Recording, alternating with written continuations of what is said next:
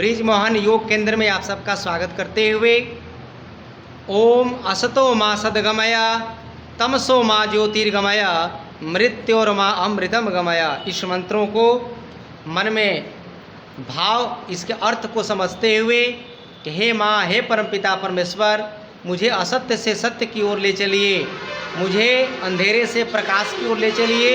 हे परमपिता परमेश्वर, मुझे मृत्यु से अमृत की ओर ले चलिए। इन मंत्रों का अर्थ को मन में बार बार धारण करिए। और आज मैं आपको कपालभाति किस प्रकार किया जाता है उसके बारे में, उसकी विधि के बारे में, सावधानियों के बारे में, लाभ के बारे में चर्चा करूंगा। आपका ध्यान अपने सांसों पर, सांस को इसमें क्या करना है, कैसे करना है, मैं आगे बताऊंगा। तब तक आप एक बार ब्रिजमोहन योग चैनल को सब्सक्राइब, लाइक, कमेंट, शेयर जरूर करेंगे ताकि योग की यात्रा को जन जन तक फैलाया जाए और अपने पूर्वजों की, ऋषि मुनियों की, साधु संतों की जो विराट परंपरा रही है उसको कैसे अक्षुण्ण बनाए रखना है, उसे आगे कैसे फैलाना है, उस दिशा में हम सबको काम करना होगा। तो सबसे पहले हमें सिद्धासन, सुखासन या पद्मासन में बैठ जाना है। इसके बाद पीठ को सीधा रखना है, दोनों हथेलियों को ध्यान मुद्रा में लगाना है और नासिका से झटके से सांस बाहर फेंकना है।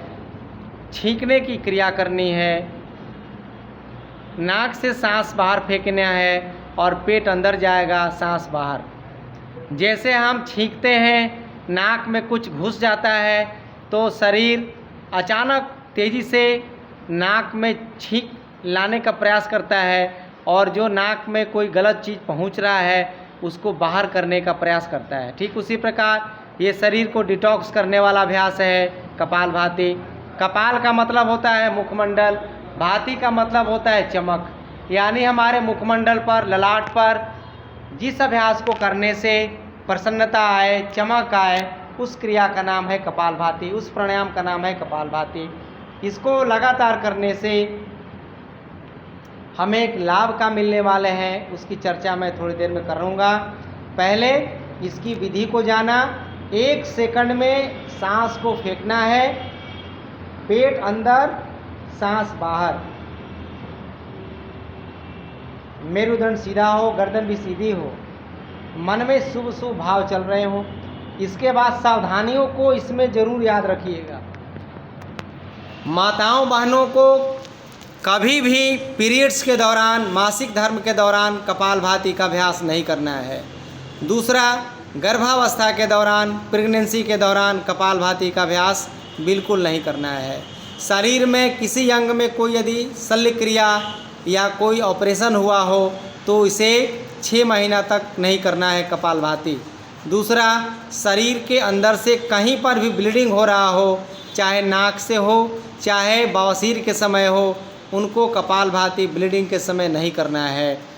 तीसरा, यदि किन्हीं को हाई ब्लड प्रेशर हो तो कपालभाति बहुत धीरे से करना है या कोई गुरु के निर्देशन में करना है, अपने से कपालभाति शुरू नहीं करना है जिनको उच्च रक्तचाप है। तीसरा, जिनको माथा में दर्द है, जिनको माइग्रेन पेन है, उनको सर में दर्द रहते हुए कपालभाति का अभ्यास नहीं करना है। इन सारे सावधानियों को ध्यान में रखते हुए कपालभाति शुरू कर देना है। 5 साल से छोटे बच्चों को कपालभाति नहीं करना है। 5 से लेकर के 10 साल के बच्चों को 1 से 2 मिनट का अभ्यास करना चाहिए। 10 साल से लेकर के आगे तक सबको 5 मिनट से लेकर के 15 मिनट कम से कम अभ्यास करना चाहिए। अब रही बात कि कपालभाति करते समय हमारा चित्त कैसा हो, मन कैसा हो। आपको कपालभाति करते समय आपके मन में शुभ विचारों को धारण करते जाना है। मन में यही सोचना है कि हे परमपिता परमेश्वर, हम जब सांस बाहर फेंक रहे हैं तो हमारे भीतर के सारे रोग उत्पन्न करने वाले तत्व बाहर निकल रहे हैं। सांस लेने पर ध्यान नहीं लगाना है, अपने आप सांस भर जाएगा। कपालभाति लगातार करते रहेंगे। दुनिया में जितनी बीमारियां हैं सभी बीमारियों को दूर करने की ताकत है कपालभाति में। अब लाभ क्या क्या करेगा, किन किन रोगों पर करेगा। वायु दोष को यानी पेट संबंधी जितनी भी समस्याएं हैं उसको दूर करने का यह परम औषध है। किसी को गैस बनना, कब्ज बनना, पेट नहीं साफ होना, भूख नहीं लगना, ये पक्का दवाई है कपालभाति। यदि माताओं बहनों की बीमारी को लें तो मासिक धर्म में अनियमितता, बांझपन की समस्याएं या लिकुरिया की समस्या है तो यह कपालभाति जड़ से ठीक करता है। कोई चिंता का या कोई कारण नहीं लेना है घबराहट का। कभी भी पेट निकल रहा हो तो कपालभाति शुरू कर दीजिए। आपका मोटापा पेट का ही नहीं बल्कि पूरे शरीर का सर्वांगीण रूप से कहीं पर भी फैट जम रहा हो तो कपालभाति करेंगे तो फैट को धीरे धीरे मेल्ट करेगा, बाहर की ओर करेगा। पीठ सीधा रखिएगा, पीठ को सीधा रखना है, मेरुदंड को सीधा रख करके कपालभाति का अभ्यास करना है आपको। अब इसके बाद शरीर में कहीं पर भी झंझनाहट, फड़फड़ाहट, घुटना दर्द, कमर दर्द, जोड़ों का दर्द हो आप करिए, बीमारी ठीक होगी।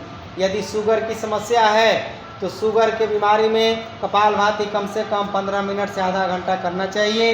इससे पैंक्रियाज एक्टिव हो जाता है और धीरे धीरे शरीर में इंसुलिन का निर्माण बढ़िया होने से वो बीमारी धीरे धीरे ख़त्म हो जाती है। लगातार करते जाइए। कैंसर हो गया हो किसी को, जिनको नहीं हुआ है, यानी जिनको जो बीमारी नहीं है उनको ज़्यादा संभावना है होने का। इसलिए कभी मत सोचिए कि हम बीमार पड़ेंगे तब जा कर के हम योग करेंगे। आप स्वस्थ हैं, आप बीमार होने लायक ज़्यादा हैं, क्योंकि जो वस्त्र ज़्यादा साफ रहेगा वो गंदा होने के लिए वो ज़्यादा तैयार हो जाएगा, उसमें गंदगी ज़्यादा लगेगी। इसलिए आपको ध्यान रखना है कि हे परमात्मा, हम स्वस्थ हैं तो आजीवन स्वस्थ रहें, आज स्वस्थ हैं तो कल भी स्वस्थ रहें। उसके लिए आपको कपालभाति रोज करना पड़ेगा। कपालभाति करने के लिए आपको एक और उदाहरण देता हूँ, क्योंकि जो साधक पुराने हैं वो समझ जाते हैं, लेकिन जो नए साधक होते हैं उनको सीखने में साल साल भर लग जाता है, क्योंकि वो तरीका को नहीं समझ पाते हैं।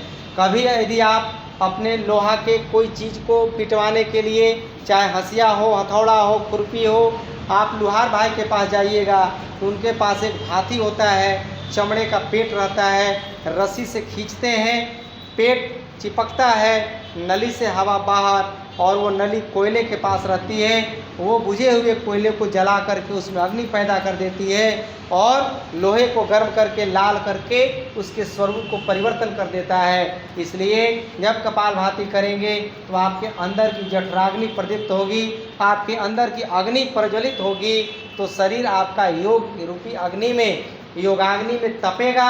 इसके बाद आपके घुटने के दर्द या तमाम बीमारियां, कमर के दर्द से लेकर के, मोटापा से लेकर के जोड़ों के दर्द ठीक होंगे।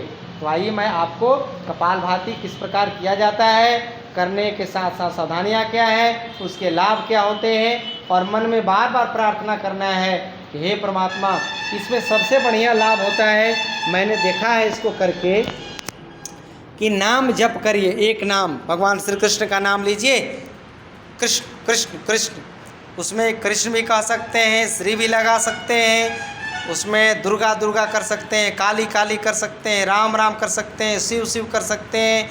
यानी नाम जप के साथ यदि आप करेंगे तो आपको ज़्यादा लाभ मिलेगा। अलग से माला जपने की आवश्यकता होगी ही नहीं। ये सांस रूपी जो माला है, मोतियां हैं, उनको पिरो करके, और ये सांसों की माला से सिमरूं मैं तेरा नाम, ये एक तरह से माला का जाप भी हो रहा है। लगातार करते रहेंगे और कपालभाति का लाभ उठाएंगे। तो आइए सबको मैं एक बार अभिनंदन करता हूँ योग सत्र में, और आप लोग योग से जुड़िए और अपने आप को बचाइए, पूरे परिवार और समाज को भी बीमार होने से बचाइए।